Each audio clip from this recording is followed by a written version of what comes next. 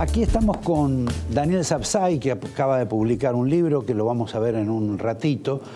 Y yo, para resumir todo este tema de la justicia, quería ver el tema de lo que aluden como la justicia federal, el que está cargada de imputaciones sobre corrupción, el otro sector que dice que es más puro, más limpio, pero que a su vez se pelean entre ellos y se imputan también debilidades corruptas.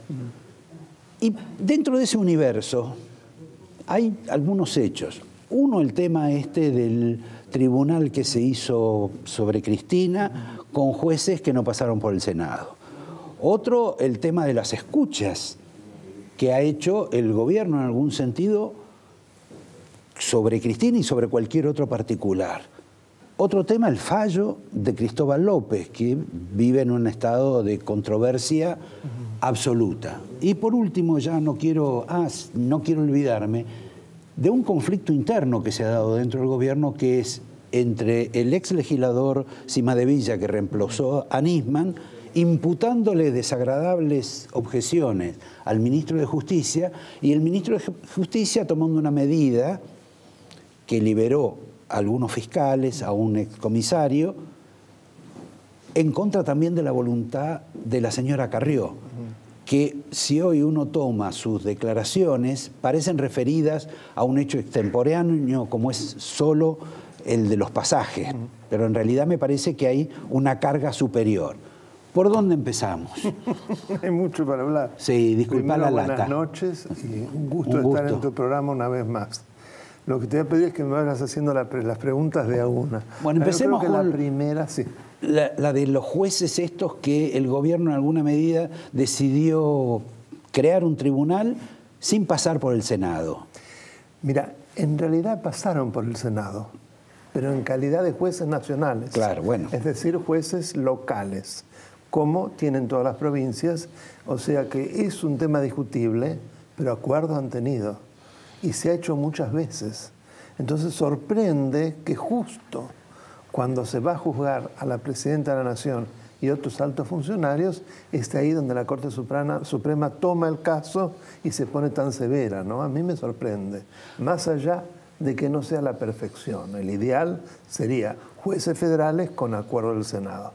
En ese punto vos entraste también en una batalla, por lo menos que la mencionan los medios, que es entre la Corte y el presidente y el gobierno, y particularmente entre el presidente de la Corte y el presidente de la Argentina.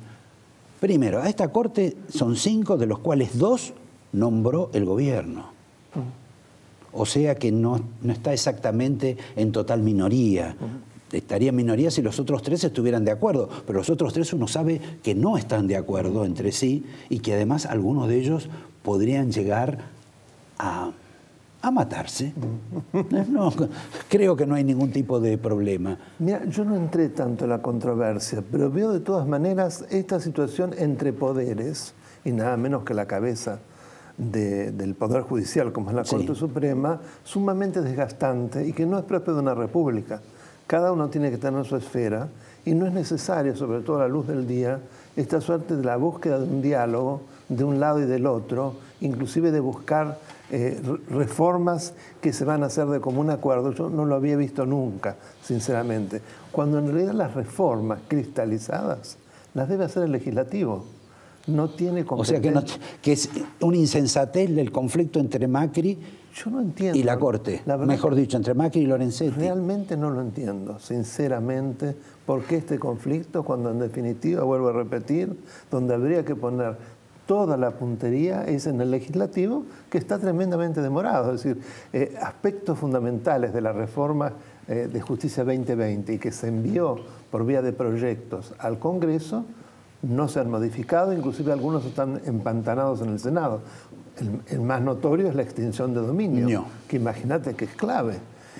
Yo no sé si porque no puede el gobierno o porque prefiere negociar otras cosas como prioritarias, pero prácticamente yo creo que no se da cuenta que a la luz de la gente lo que muchos ven es que en realidad el gobierno no ha podido o no ha querido hacer la reforma de la justicia. Ahora, ¿cuál es la razón para que haya esa alevosía de a la traición que aluden algunos entre Lorenzetti y Macri, entre Macri y Lorenzetti, Macri diciendo o haciendo decir que me defraudó como si hubiera sido una presunta novia de él, y no quiero saber lo que debe decir Lorenzetti, que es bastante florentino.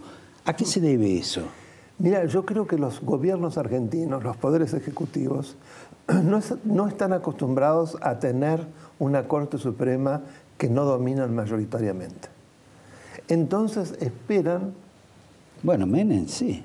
Porque la agrandó, la amplió. Sí, claro. Bueno, Alfonsín la inventó. Bueno, no tenía otra porque había un golpe de Estado. Pero quiero decir, claro, Cortes Supremas o de la misma tonalidad que los presidentes en la Argentina a partir de 1930 prácticamente no ha habido. Tanto, fíjate, es una cosa simbólica, pero que es importante. En Estados Unidos las Cortes Supremas se conocen por el nombre de los presidentes de la Corte Suprema. Acá por el nombre de los presidentes de la Nación. Creo que habla de un estado de cosas donde es muy dificultoso que cada uno tome su espacio. Lo que no quiere decir que la Corte de los Estados Unidos no haga en realidad muchas de las cuestiones que pretende el gobierno de los Estados Unidos. Yo creo que tiene una enorme prudencia, pero lo hace de manera Bueno, vos sos abogado para usar esas palabras. Y en muchos casos ha sido una piedra en el zapato para los presidentes. Sí, sí, algunas veces. No creas en cosas muy importantes. Bueno, en este tema de la justicia, uno, por ejemplo, observa que el gobierno de repente, ante algunos jueces cuestionados o cuestionables, pero que de pronto fallaron para el interés del gobierno, después se vuelven execrables cuando fallan en contra del gobierno. Esto, no hay una norma, no se dan cuenta al mirarse en el espejo que verdaderamente no es el mecanismo más correcto para manejar el tema de la justicia. Una norma no hay, pero es esencial que no sea de esta manera, porque volvemos a lo mismo. Si hay separación de poderes, ¿cómo puede ser que se produzcan este tipo de situaciones? Inclusive muchos de esos jueces, de los más cuestionados y que tienen patrimonios fenomenales, de pronto fallan a favor del gobierno para hacer buena conducta y entonces el Consejo de Magistratura no inicia un juicio político. Entonces también ha pasado. Entonces es mucho más fácil que todos los jueces sean alcahuetes del gobierno, aumentan su patrimonio y todo es mucho más venal y el gobierno está contento y el gobierno dice que esos jueces son buenos. Esa es la desgracia argentina, ¿qué querés que te diga? Porque en definitiva, ¿qué es lo que está prohijando? La impunidad. Y la impunidad es realmente algo nefasto, mucho más que la corrupción. El asunto es corrupción con impunidad, el peor de los mundos, porque eternizás la corrupción. Y evidentemente en Argentina pasa algo muy grave, caso de Brecht, para ponerte uno sobre la mesa. No solo en Brasil, se ha llevado puestos a cantidad de funcionarios, inclusive recientemente al presidente de Perú. Acá resulta que no pasó nada. Ni se investigó, no tuvo ningún tipo de réplica, hubo obras que hizo de Brecht, pero acá no se pagan coimas, parece. Entonces, habla de una justicia que aún frente a otros países de Latinoamérica o de Sudamérica es mucho más negativa. ¿Sí? El examen no lo pasa. Ahora, algo hay que hacer, porque habrás visto que la Universidad Católica ha puesto a la justicia en un índice de confianza solo del 11%. Esto nunca se vio. Bueno, convengamos también que este tipo de situaciones sobre los gremios, sobre las corporaciones que pueden estar de pronto en el mejor nivel o de pronto en el peor nivel, no tienen nada que ver con lo que verdaderamente debería ocurrir, porque quizá una serie de coincidencias, que es una cantidad de medios periodísticos que hacen campaña, etcétera, convierten a una persona, a una corporación o a lo que fuese en lo peor del ser humano o lo convierten en lo mejor, porque volvamos al principio, si vos haces todo lo que dice el gobierno o pretende el gobierno, sos un gran juez. Bueno, ahí tenemos el gran problema. Es decir, un gobierno que ha prometido otra cosa. Inclusive en las designaciones que se sigan los pasos desde un punto de vista plural y digamos, imparcial. Creo que las nuevas designaciones han sido bastante buenas. Ha habido un cambio importante. Los concursos se han hecho con jurados independientes, hasta donde yo sé, porque seamos en ciertas cosas laudatorios, eso se ha modificado. Esperemos que poco a poco así se modifique todo. Pero la relación con los que están, y fundamentalmente Comodoro Pi, claro, porque Comodoro Pi implica el control de la corrupción, que también se traslada al fuero contencioso administrativo, que se sabe menos y que también está con muchos problemas. Sin duda. También tapa la corrupción. O sea, no solo es el fuero Pero ahora federal están penal. con la misión de tapar la corrupción oficial en algún sentido, ¿no? Sí, por lo menos pareciera que haciendo buena conducta logran quedarse. En el tema particular de las escuchas que han trascendido, fundamentalmente de la señora expresidente insultando a su secretario, teniendo, digamos, a Parrilli, demostrando cierta vulgaridad. Realmente, ¿cuál es el sentido de la divulgación de esto?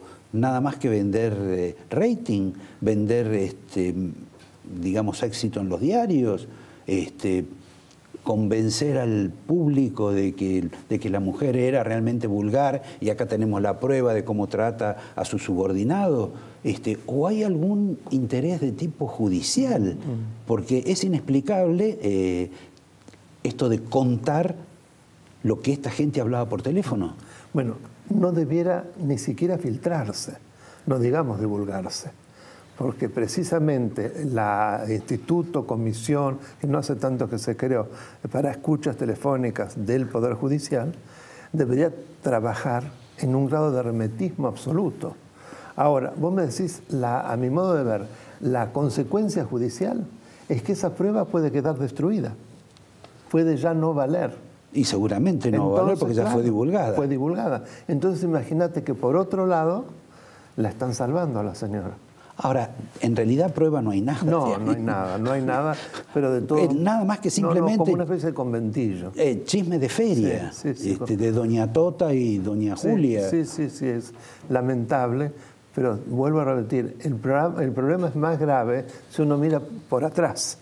¿Cómo llegó esto precisamente a divulgarse?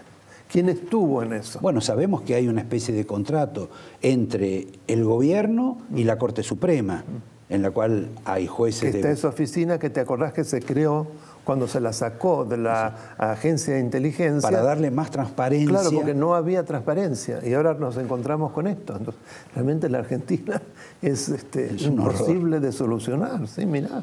Y además es nuevita. ¿Cuánto tendrá? Un año como mucho. Ahora, tiene como una suerte de dirección política, porque parece favorecer a una sola gente. Sí, parece una dirección política porque no la deja para nada bien, es decir, acentúa algo que ya conocíamos, pero todos, que se ve de la manera, digamos, más cruel. Más cruda. Sí, más cruda. Sí. Para el lado del lado, digamos, del gobierno, el gobierno se ha revelado, se mostró refractario al fallo de Cristóbal López de la libertad y el cambio de carátula. En ese plano, ¿qué observación tenés vos? No, yo coincido, y fundamentalmente por el cambio de carátula. El tema de la prisión preventiva puede ser opinable, es muy subjetivo de cada juez. Lo dieron vuelta en relación a primera instancia, Ercolini, que había dictado la prisión preventiva, y la Cámara, que lo da vuelta y precisamente lo libera.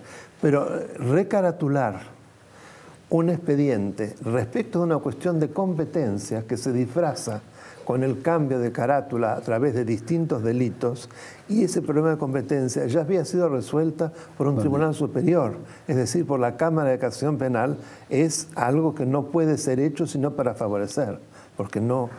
para favorecer en este caso a López. Claro, a López, no tengo ninguna duda, y entiendo que tanto el gobierno como la sociedad ha reaccionado. Yo creo que los jueces no se imaginaban que iba a dar semejante fastidio.